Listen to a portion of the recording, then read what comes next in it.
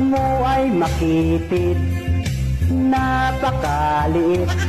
Sa buong social media, #1 bashers ka.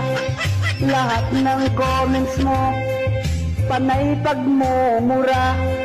Naiinggit ka ba? Utak mong talangka. Lagi ka na lang galit kapag nagko-comment. Ano bang problema? Bakit ganyan ka? Sabihin mo na lang nang ika'y aking tulungan.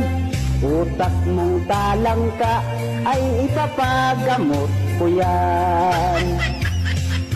Pakinggan mong mabuti, mensaheng iparating. Mga ugali nyo ay dapat lang asarin.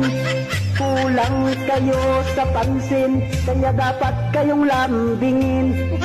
Pasalamat ako kaya bashers aking mahalin. Umilag ka na lang kung ika'y tatamaan.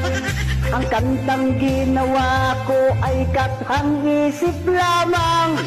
Mabuti pa siguro i-follow nyo na lang ako para updated kayo sa mga nyo parody ko.